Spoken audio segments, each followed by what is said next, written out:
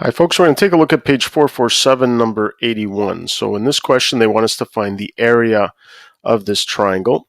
All right, so in order to find the area of the triangle, I'm going to need a base and a height. So given the way it's drawn, I'll use 19.8 as the base of my triangle. And so of course, the height is just going to be perpendicular to the opposite vertex. All right, so in order to solve this problem, I need to find the height of this triangle.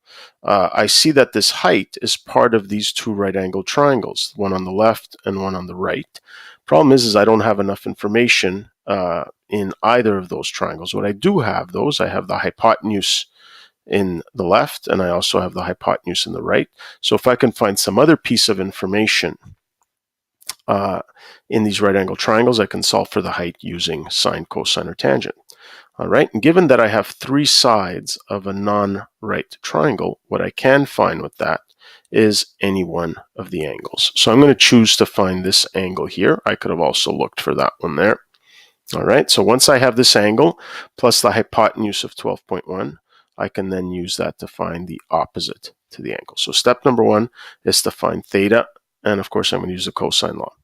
All right, so I'm going to write out the cosine law in its original form and then solve for theta. Okay, so remember that on the opposite side of the equation, I need the opposite side length to theta. So here I've got 17.4 squared is equal to the sum of the squares of the other two sides, so 12.1 squared plus 19.8 squared minus 2 times those two side lengths, so 12.1 and 19.8 times cosine of the angle that I'm looking for. All right.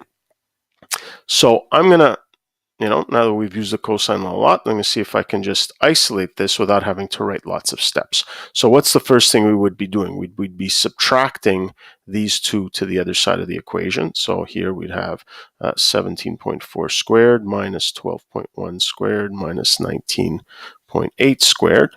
Then I'd be left with this expression. So I would be dividing the factor in front of the cosine theta. So that would be dividing by negative 2 times 12.1 times 19.8.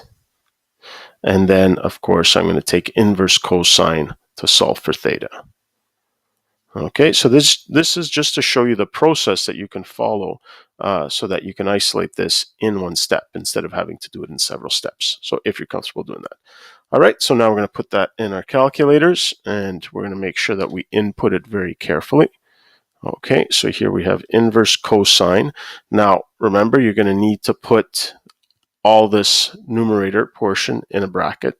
Okay, so 17.4 squared minus 12.1 squared minus 19.8 squared.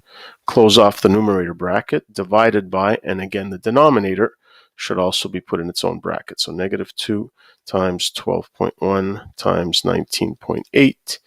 All right, and then I can find my answer. So 60.54. All right. So now that I've got this angle, I can now use this left-hand right-angle triangle to solve for h. So I've got that, and since it's opposite an hypotenuse, I'm going to use sine.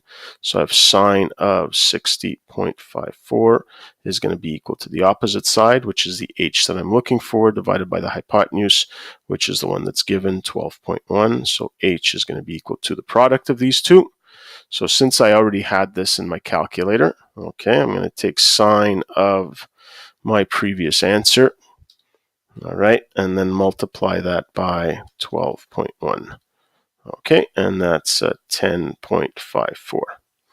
All right, and now I've got enough information to find the area, because the area of a triangle, of course, is the base times the height divided by 2. So the base is the 19.8 times the height, which we just found, 10.54 divided by 2.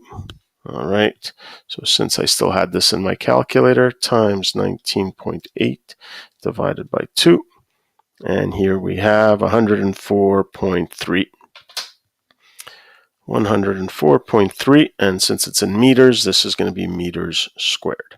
All right, so to do a quick recap here, step number one, and again, draw yourself the diagram, draw the height, which is one of the things you need to determine the area of the triangle, and then you realize that you're going to have to use this larger triangle to figure out some information about one of the right angle triangles that contain h. In this case here, because I had all three sides, I was able to find the angle, and then from there, I was able to apply the sine ratio to find h. Okay, that's it for this one.